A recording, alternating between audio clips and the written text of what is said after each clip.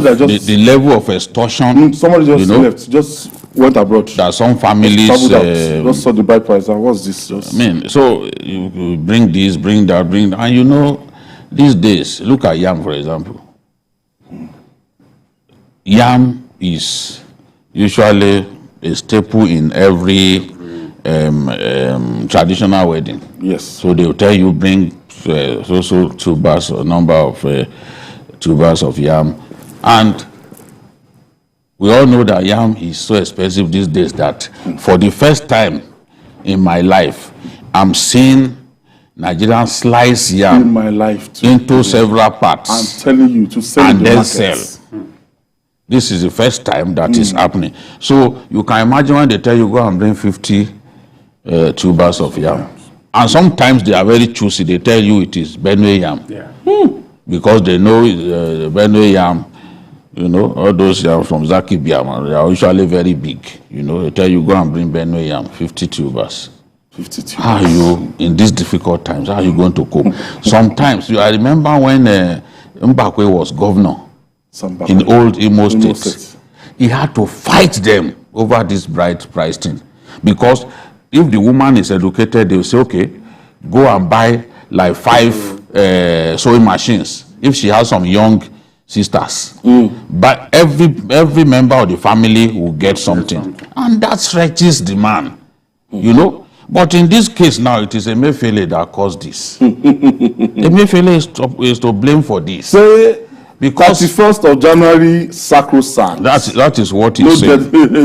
That is what he's saying. But if Emefiele actually knows the problem that he's trying to cause by insisting on May 31, if he truly knows. Even the city centers go around Lagos now. Unusual crowds around ATMs right now. Yes. Trying to access money. Till this moment, everywhere. Unusual, and they are not dispensing those ATMs. The thing really even in spite of that. Yes. They are still dispensing old notes. I was lucky because today. I got some today, Jide. And I was for the first time. I was so excited. Excited about. They call it Naira redesign. It's actually Naira. It's not redesign. It's repainting. You just got a different color. Blue. And apparently an inferior version of the old Naira. This is in terms of texture and even durability. It's an inferior version. And you are trying to plunge, inflict so much pain on our people. True. When you look at the thickness, go to everything. I said it that there are only 4 local governments in the whole of Borno State. That's where you find banks. How are people going to cope? Some people will commit suicide when they see the quantum of Naira notes that they still have that they cannot change. But there's a new thing they said they are doing now. They are carrying the new Naira notes to the villages to exchange. That's what they said. I mean, that's what they said. Have you seen people? How much? That's what I'm saying have now. You seen people exchanging it in the villages? You see, the thing is that is a very, very funny thing.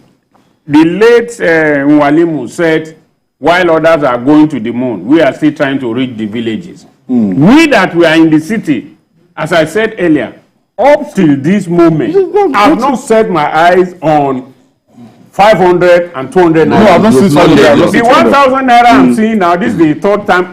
I've only heard it once. So if somebody like me, that some people think is educated, he has PhD, I mean, can tell you at this point. So now the question now is, why will we decide to do something like this? My own understanding, when you said by December 15, the new Naira notes will have been everywhere. By that date, it will have been, by midnight of that day, it will have been in all ATM all over the country. The old Naira notes will still be a legal tender for a long time before it is phased out officially. The way you are doing it, the old Naira note and the new Naira note is not available. You are still insisting you are going to stop it on that same day. How do you intend to do it? The bride family that is demanding for new Naira notes, I don't blame them. Because now, if you give them maybe, well, I don't know how much they collect, but let's even say it is 100,000. If you give them 100,000 as the bride price, let's be modest. How do they intend to spend it between now and 31st? So that bride price. And when you even go, confusion here. And when you even go to the bank, when you even go to the bank, last week Friday, I was at a bank. The ATM was not working. They asked me, "Is it our bank's card?" I said yes. Oh, say go inside.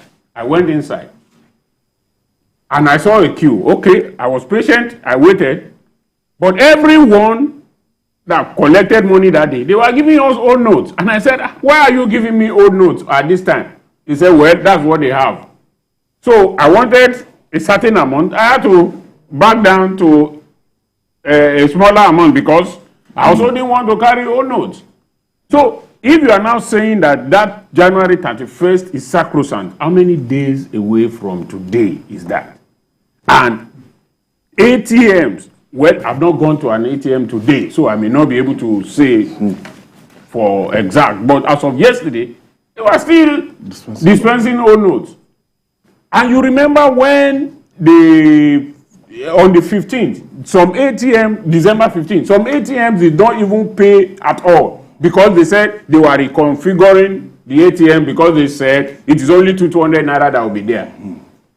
That 200 Naira has not been there. 1,000 Naira. What you get now is 1,000 Naira. So what exactly is the problem? If the CBN knows that they are printed enough, all they needed to do is, okay, go to a particular branch. Okay, we are giving you 1 billion Naira new notes. Bring 1 billion old notes. Or when we come back, we are so. I mean, the system is so confusing that a lot of people think that governance is should be about the people. If there's anything that is going to make it difficult for the people to access, or it's going to give them, a kind of headache, you shouldn't, just back down. But they have no regard for the people. You can see that Emefiele has absolutely no regard for the Nigerian people. Who is going about this? This is someone who material sin some years ago, MD of Zenith Bank, and then he's trying to play God. The other day he wanted to get involved in politics to contest. I think some people must have told him that he ran to courts. That you are the best since sliced bread. And they started painting cars. Contest. He had the war chest. The person in charge of our treasury. They told us that okay, farmers were rooting for him. Are farmers the only people in Nigeria? So if farmers were rooting for you because you made you giving money, you gave them loan with our money, and they are not paying back. That Anchor Borrowers program, in terms of people paying back the loans, is one of the worst policies in Nigerian history. They are not paying back. Some of them are saying, "Oh, we can't access our farms because bandits are not allowing us." So they are not paying back, but they rewarded you with buses for you to do campaign. Wasted money. Yes. At the end of the day, you went against the constitution. You went against the law. The CBN. You are a product of the law. Yet you went against the law, trying to become president of Nigeria, and ridiculously, you even went to court because you were challenged. And look, nobody should do this as CBN. You would have been beaten still in that primary. How would this even those all the money in CBN. those who even had an exaggerated impression of themselves before getting into that contest, they got a bloody nose. How much more of a political obstacle? Somebody without a political background, they got a bloody nose. This is not a project that you start in one day and then you want to become president of Nigeria. Are you whining me? What rubbish is that? Honestly, is it that easy to become president of Nigeria? If ideas will matter from if you look at the trajectory of all the people who have become central bank governors, I think we should stay away from making commercial anybody who at all a political person. Yeah. They don't make at good all. On central another bank day, we are governor. going to talk even about this. I mean, All right. How they help their colleagues in the bank. yes, that's what is happening now.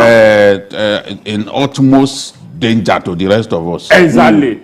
So I don't think it. Second base. I mean, All right. So moving on now. It appears clergymen are bearing the brunt of insecurity in some parts of Nigeria more than others, according to a report by SP Intelligence. About 39 Catholic priests were killed by gunmen in 2022. That's 2022, while 30 others were abducted.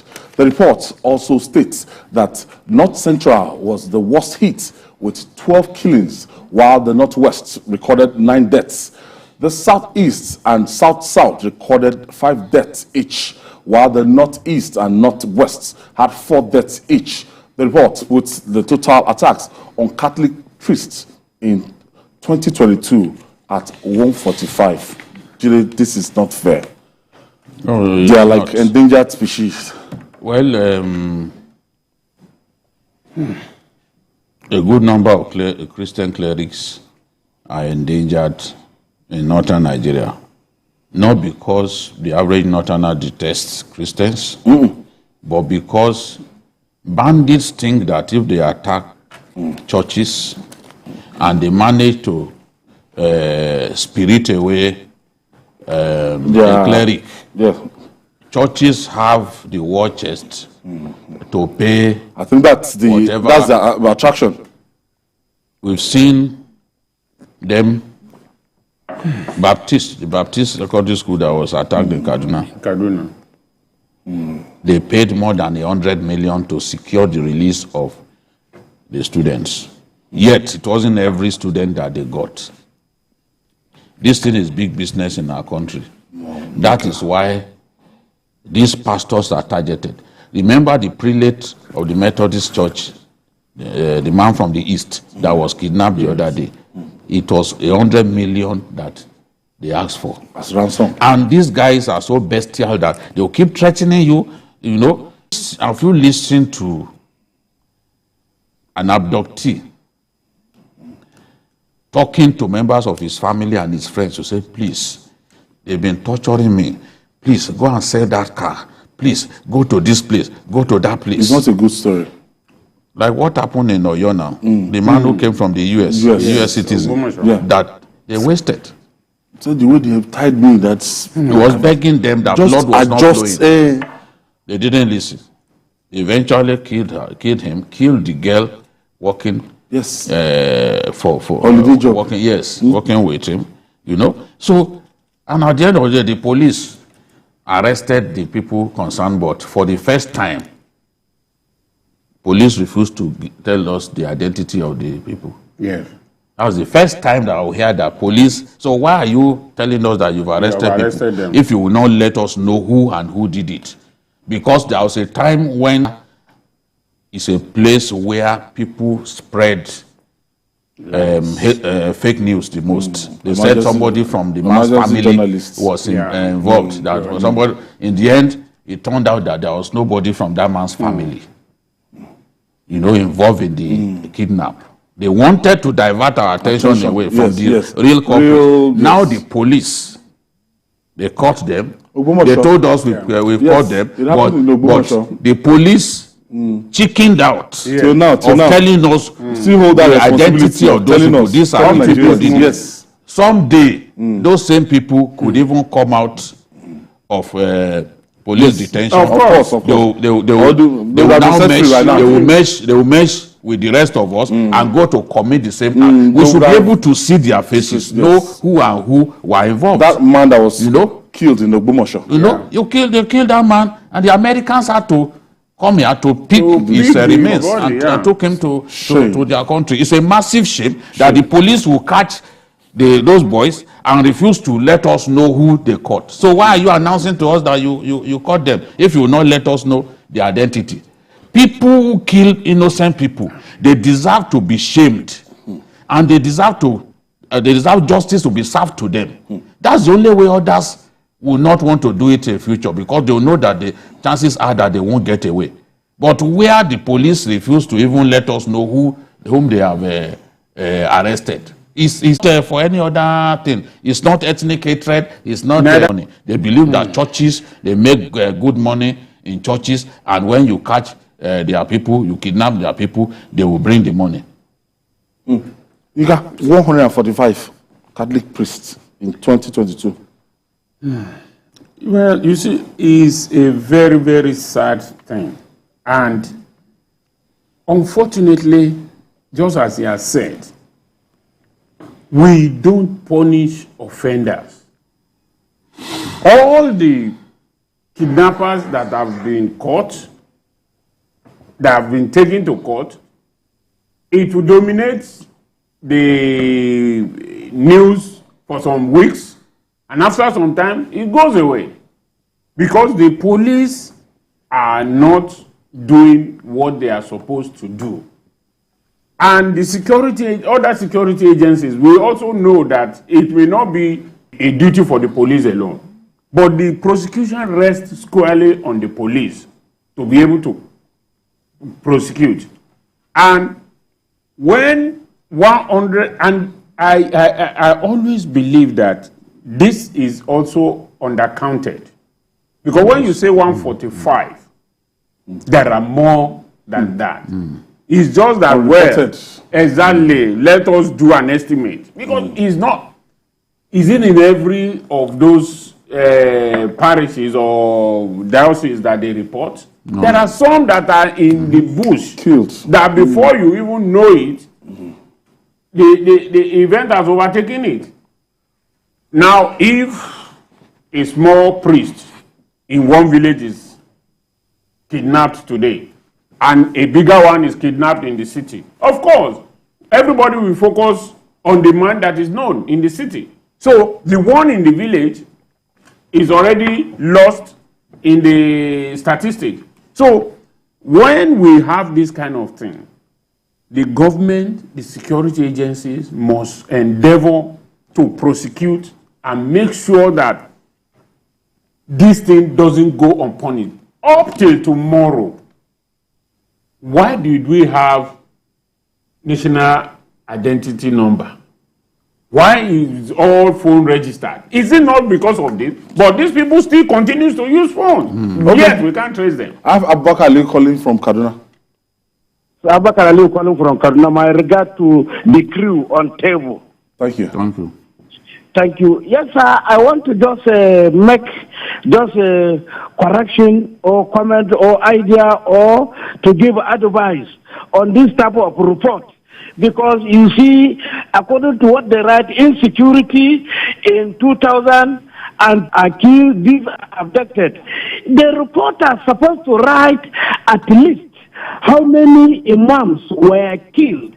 Because if you now do only this report on one side, people will think it is only... Thank you, Aliu. That's why we've tried to give like a caveat that it's not anything religious. It's not religious. We don't want to give you this kind of coloration. We're just telling you maybe... Even there is Baptist. That's why I gave you the example of Baptist. Yes, we don't Baptist too. In fact, Baptist people that were kidnapped are higher than this. So leave religion out of it. Don't want to leave religion. Yes. We know that imams to get kidnapped and one day they will do a report on Muslim clerics. Yes. That day we will see the figure. So let's leave that one. Priests. This is just Catholic that they are talking about. One day they will talk about Baptists. We will also report it. One day they will talk about imams. We know that they kill it. Exactly. In research, that is what you call that you focus on a particular group. Focus. Not, you can't write everything one day. No, you can't. So it's not a... in Niger State, they went into a mosque. They went into a mosque in Niger State early morning, and the imam defied them. They shot him, they killed the imam, and took some worshippers away. We know that these attacks also happen to Muslims. Nobody is saying the bandit does not differentiate between the Muslim and Muslim. We know that. No. But if they are saying they don't that they don't even ask they are like those guys are likely enemies. They are not. They may be a Muslim name, but they are not Muslim. A good number of them.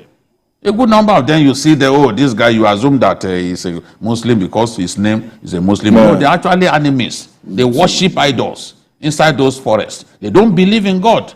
So this is the thing. So they will go kill the any imam that they like and then take people away. So mosques too are targeted. In Katsina mosque was targeted. In Niger mosque are targeted. We know that. We know. No, you don't need to tell us. We reported it here. We talked about when they attack mosque here. People have been going to mosque early in the morning and they kidnap them. We know that these things happen. Don't remind us. We have discussed it here before. You know, this is the way we are. Yes. Anything you see, when you see the comment is coming, is already thinking, oh, our own people too are affected. But that is not that is the idea. No. We take this break. When we come back, we'll talk more. It's still Journalist Hangout. We'll be right back after this breather. Please stay with us.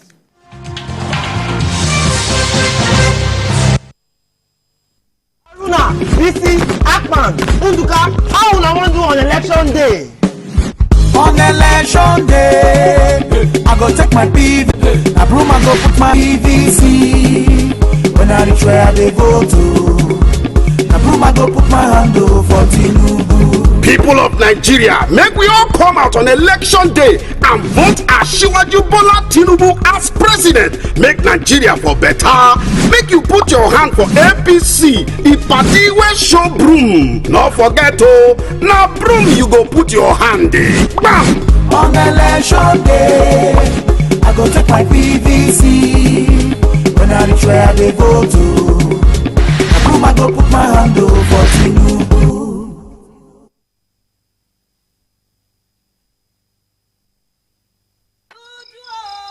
How important is comfort to you?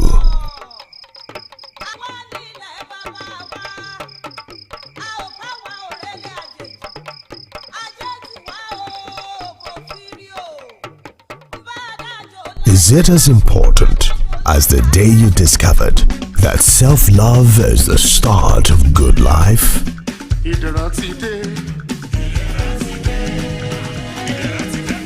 Here is a comfort that your self-love, Iderade, transit into your serenity. The opportunity awaits you on this peace of mind as you pay an installment of 24 months with initial deposit of 500,000 Naira. Serenity at its finest.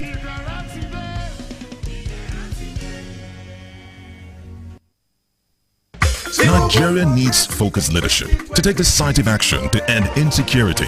Tinubu is the right man for the job. Through innovation and technology, he will reposition Nigeria for businesses to thrive. Nigeria will export more and import less. Tinubu will reposition the agricultural sector for food security and improve farmers' welfare. Electricity will be reformed for a brighter Nigeria. Health, education, and housing will be more accessible and affordable. Nigeria will be transformed into an entertainment powerhouse, a home of sporting achievement, and a renowned tourist destination. Tinubu's government will build a Nigeria where we prosper together. He has done it before, and he will do it again for Nigeria. For renewed hope 2023, vote Asiwaju Bola Ahmed Tinubu and Senator Kashim Shettima as President and Vice President of Nigeria. Vote APC. My brother, my sister, do you know that winning an election is not only about getting the majority vote? For that your candidate to be declared winner of the election, he or she must secure 25% of the vote in 2/3 of all states plus the FCT to be president, and 25% of the vote in 2/3 of all local governments of a state to be governor. This is constitutional, and every presidential candidate has had to pass this threshold. Even governors have had to make this mark to get elected in their states. We live in one country with different languages, religions, and ethnic groups. This is why it is not enough to have only northern votes, or southern votes, or eastern votes, or western votes. The only way to get elected as president or governor is by gaining enough support across the country and states. Let us make sure that we know now so that we don't cause an issue tomorrow. This message is brought to you by the Center for Democracy and Development, CDD, with support from the Foreign, Commonwealth and Development Office, FC.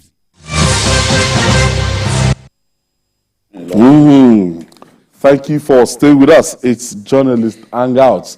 Now, it's campaign season in Nigeria. So, the sliding among politicians is rife. The vice presidential candidate of the All Progressive Congress, APC, Kashim Shettima, says fixation on the age and health of the party's presidential candidate, Bola Tinubu, is mischievous. At a banquet in honor of President Muhammadu Buhari in Lagos, Shettima said concerns about the age, identity, and health status of Tinubu are uncalled for. He insisted that Tinubu is not preparing for the Olympics, but governance that thrives on superior ideas. Let's share the moment with you. There is this mischievous fixation on Ashwaju's health and age. We are not urging Nigerians to turn down critical assessments of their leaders, but redirect them to look at the larger picture. We are not preparing for the Olympics, but an institution that thrives on the superiority of ideas and established track records. Today, our leader, President Muhammadu Buhari, commissioned the Immortal Rice Mill. This is the largest rice mill in Africa and the third largest in the world, producing 2.8 million bags of 50 kg rice per annum.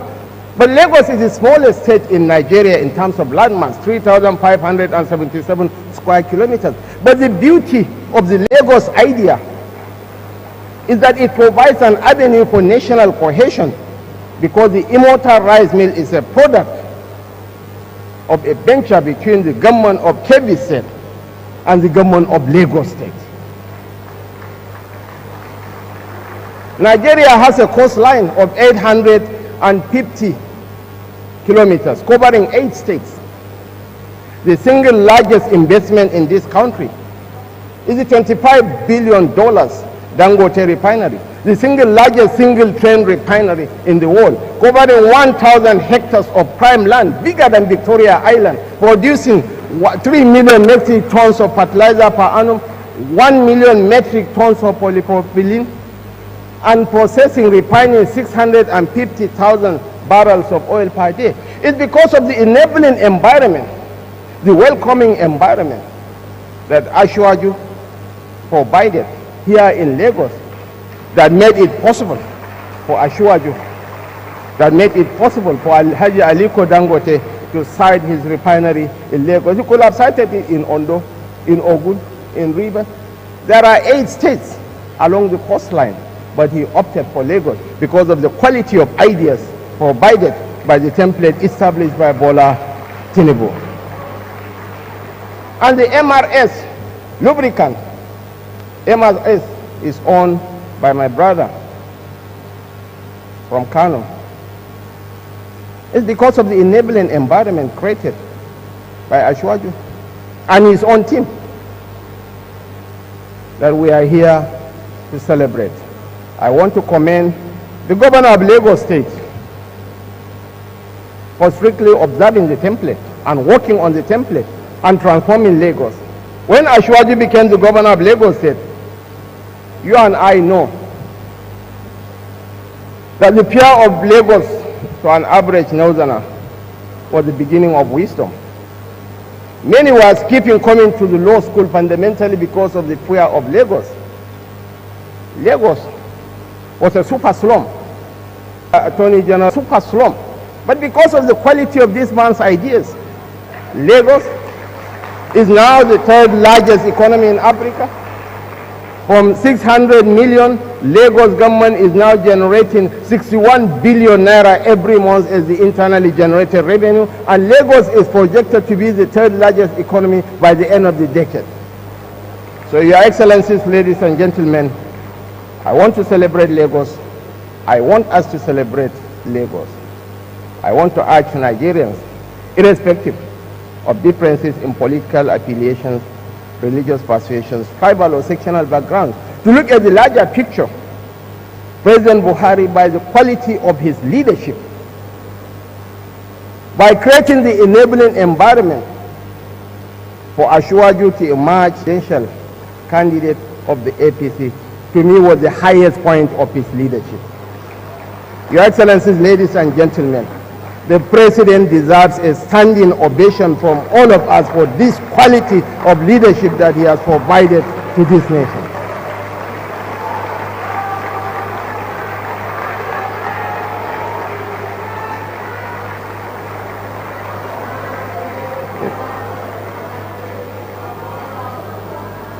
Your Excellencies, ladies and gentlemen, let me conclude my remarks. I have taken up a lot of your time. But the Nigerian electorate is much more sophisticated than what some pretentious politicians are making us out to look like. Next month's election is a watershed election in the history of this country. The ability, as I have always said, the ability to sell bottled water in a saturated market or the capacity to collect excise duties doesn't make one an expert in economy. In the same vein, the ability to hawk alcoholic beverages imported from South Africa doesn't make one an expert in how to run a modern economy. I will urge you all to vote for the one that will sustain the legacies of President Muhammadu Buhari. For someone who has the integrity, who has the character, who has the skill set to catapult this nation to a higher pedestal. Thank you so much for listening, and may God bless us all. Thank you very much for that inspiring speech. Kashim Shettima. I wonder where to start, but the crux requirement is not to Usain Bolt. But okay, let's even talk Neither about. Is he a long distance runner like the Ethiopians? Let's talk about even the fitness. Talking about fitness, I have friends that with their crew and everything, and I know their routine. You know that every day because of the work we have to do and the number of states they have to shuttle on a daily basis. A man that is not fit. The way Asiwaju drives the people around him. Look at Faleke's face now. Compare it to what it looked like 2 years ago. Wow. It is the evidence of the flogging of his body. Walk. When you flog your body after the primaries, I thought they were going to just relax and. The way Asiwaju and others are flogging their bodies, there is no way that it won't take its toll. I think it was Kwankwaso that even advised Asiwaju to slow down. Kwankwaso will be shocked that more than after 2 months that time, after he gave the advice, the intensity of his campaign is even higher than that time. You can see every day going, sometimes 3 different events. One will go to bed at 12 midnight, he will say he doesn't want to see people. Some will still come at 2 a.m. The same man who said, I don't want to see people, his security men and others are ready to obey him. But he's still the same man who will say, let that person come in. That person said, well, maybe of us.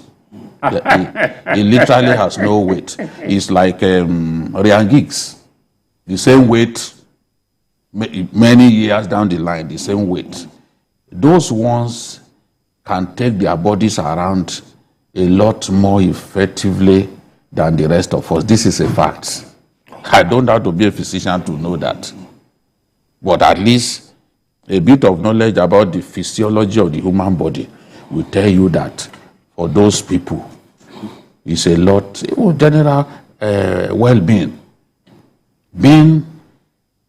Carrying that kind of weight also promotes general well-being. That is a fact. So it helps. For him, it really helps. And this is something that is being used to. My boss, Bayo Nonoga, and some of the staff who worked under me, like Musba Razak, at Isaac John, his house in Isaac John. We got there about 9 p.m. They didn't open the gate for us to see him. And Bayo Nonoga was coming in. And he said, you people are outside? Why? Who did this? Then he complained, and then they allowed us in. I led the interview. We interviewed him for 2 uninterrupted hours. That interview ended around 2:30 a.m. And there were still about 8 commissioners with their files in their hands waiting to see him. I'm sure some of them are watching. They will probably remember this day. But I didn't forget. I was wondering. What kind of life is this? At 2:30 a.m. That this man will still see these people. So when does he go to bed? So those who are thinking, how is he able to do all these rallies and all that? It's something that has been used to. Because I asked one of the people who had worked with him for more than 20 years. And he said maybe his body had just been accustomed to working in that manner. And that's why when the Kwankwaso advised him to slow down several months ago, he didn't slow down. Double the work rate. In fact, he doubled the extent of the work. We were thinking today that there will not be that rally in Abia. In Benue. You know, there was a judgment ordering them to do fresh primary in 11 local governments. Yes, for the well, we've been told that that in spite of that judgment, that campaign will go on. At worst, they will not hand over the flag to the governorship candidate, but the campaign will go on. This is what is going on. People are saying what they like. To those who are body shaming people, talking about people's health. In 2015, I've said it before on this program, some people believed that Bola Tinubu supported Buhari to be president because they know that he's going to die and Osinbajo will become the president. That was the permutation. That was the permutation. The same conspiracy theory. When people continue to, you are not a medical doctor, you are not God, you are pontificating over another man's health. I mean, you remember in the Second Republic, there are many people who spoke about the death of Nnamdi Azikiwe. Zik of Africa. Many of them died. They died before him. Yes. RBK Okafor died before him. I mean, so it was RBK Okafor. RBK Okafor died before him. Exactly. K. Mbadiwe died before him. They were the ones who carried a newspaper advert that the man was dead. And they died before him. When people talk about we don't have control over it. You are not God. Doctor. It's God who has the power over life and death. You have never moved near him. People who only see somebody on TV and they will be pontificating that it's not well. It is not in anybody's hand. If the Yoruba will say Alara Laro wrong, what is your own? I mean, the man is not complaining. Why are you complaining? So I think it is even late in the day to fix yourself on this. Honestly, but it will continue to be. It will continue to be a factor in our election. Yes, it's the weapon in the hands of some people. Yeah, that's their own way of trying to make it look like he staggers when he's walking. Absolute falsehoods. Can't you see him dancing? Somebody who is dancing. When they campaigned in Kano, and this is there is verifiable evidence for this. When they went to Kano, it took them 2 hours to move from government house to the venue of the rally because of the large crowd, and he was standing throughout for 2 hours. Then he stood for another 2 hours at the rally venue. Rally ground. And that's somebody that you are giving us the impression that is close to his death. I mean, there's a limit. The campaign should be focused on who can deliver. What can they do for our people? Because all of this talk about, this person is sick, this person will... Because I was about bringing you to Shetima's comment and how Lagos, some people will tell you that, are you saying this is father of Lagos, this. But a lot of people don't know that it all started in 1999. That look, what he described as Lagos in 1999 is true. The truth is, you may hate Asiwaju Bola Ahmed Tinubu, but you cannot simply blot his contributions to the greatness of Lagos. We are not involved in the debate as to who is the founder of Lagos, who is the founder of modern Lagos. We are involved in a debate about verifiable and physical developments that we can see, that we can relate to. You know, if there is an argument, I can say, okay, I know how this place used to be. You know, this was the person who did this was the person who did that. Lagos has been blessed with a host of good governors. And if no doubt about it, somebody laid the foundation. And if you can't produce a successor after everything you've done, it will just, the person will just come. How can you? It's not only the people can produce successors who cannot even raise people. It is testament to their own lack of capacity and poor grounding in politics. Because look, you've got to be able, and it's not a Nigerian thing alone. You've got to be able to raise people, because you are not going to be there forever. If you are a bank MD and you cannot raise people who will people that even if they work somewhere else and people will see clearly that they are good enough, you have failed. People will leave. The other day we were in the UK.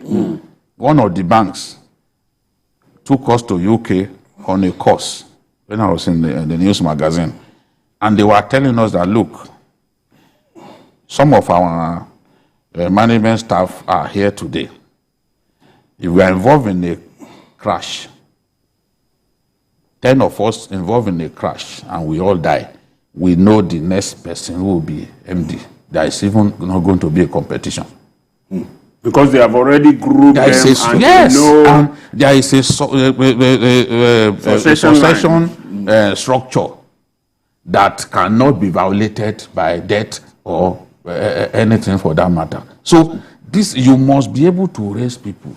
I look at Lagos, whether it was Fashola's time or Shiwaju's time or Ambode's time, there are individuals that even when they talk, we were talking about a commissioner here under Fashola, how they went to one of the Asian countries and immediately finished delivering a paper, they gave him forms that he should naturalize, he should become a citizen. So these things happen.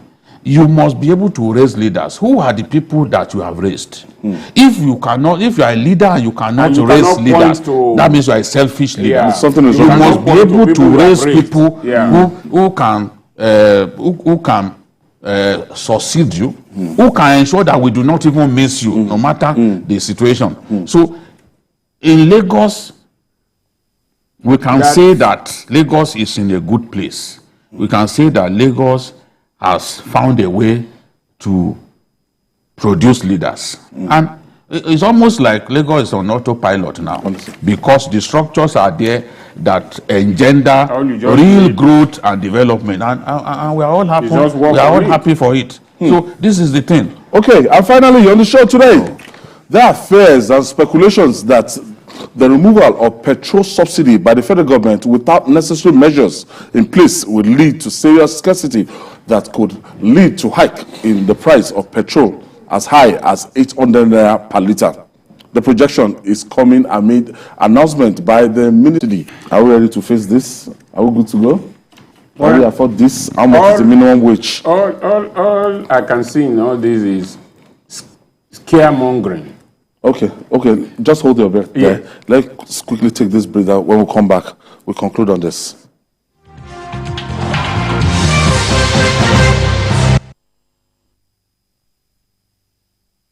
The East-West Road project, which is a dual carriageway and a priority project of the present administration, that spans a total of 338 kilometers with over 41 number bridges. The ministry was involved in the execution of this project, and before this project was handed over to the Federal Ministry of Works and Housing in 2021, 291 kilometers out of the 338 kilometer carriageway was completed, and all the 41 number bridges also completed.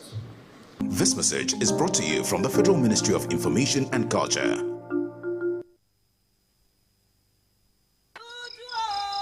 How important is comfort to you?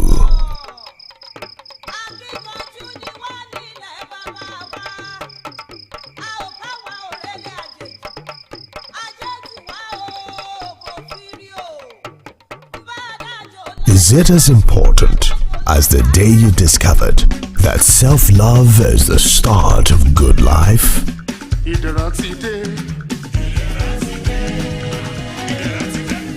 Here is a comfort. That's self-love. Iderade. Transit into your serenity. The opportunity awaits you on this peace of mind as you pay in installments of 24 months with initial deposit of 500,000 naira. Serenity at its finest.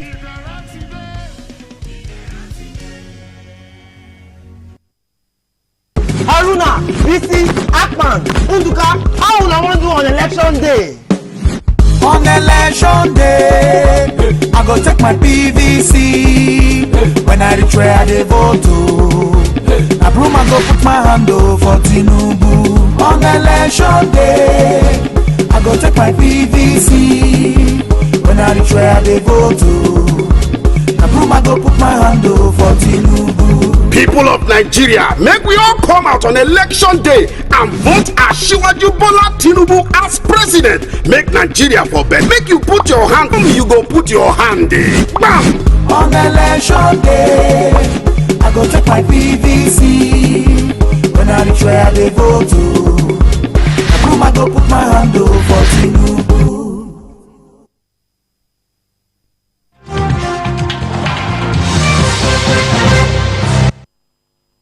Thank you for staying with us. This is journalist Hangout. Apparently, we don't have the time to discuss about this 800 naira per topic. Tomorrow will be a better day to, elongate on what the Minister of Finance just said. Let me take you back to Kashim Shettima. Kashim Shettima talked about Dangote refineries in Lagos. He talked about, the decision and everything.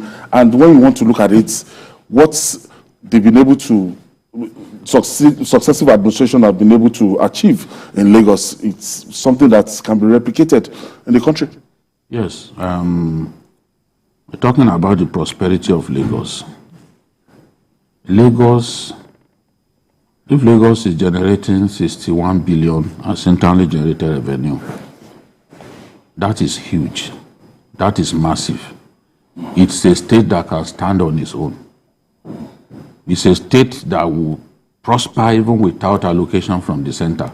And don't forget. It did before. Yes. Don't forget that even now, with the quantum of business that will happen at that Lekki corridor, that axis, the Lagos stands to make even more money.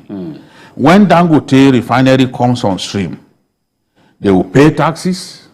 Vehicles coming to do business in the refinery would also pay taxes. And employ people. Taxes will be paid at the port. So Lagos has the potential to even move from 61 billion in the coming years to maybe 100 billion. Because I was listening to the Minister of FCT saying that they now feel that a time will come when they can challenge Lagos because they looked at their idea from FCT last year. It was quite impressive. Really? Yes. The number of business activities, hotels, quite impressive. So, and they were saying, look, a time will come when we can actually rival Lagos. But that is a pipe dream. With what we are seeing, with this port coming on stream, with the Dangote refinery, the 7th largest refinery in the world. Those who say it's the largest refinery, they are lying. 7th largest refinery in the world. That is what it is. 650,000 barrels a day. That is massive. Lagos will make more money and the prosperity of Lagos will even expand. That is what I see. That is take away from all of what Shettima is saying. And in addition to that, one thing that impressed me about him is also that he spoke extempore.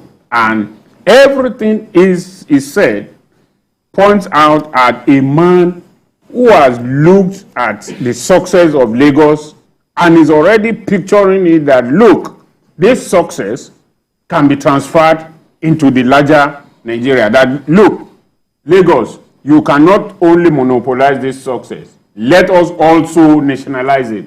And in doing that, we have a situation where to the national level.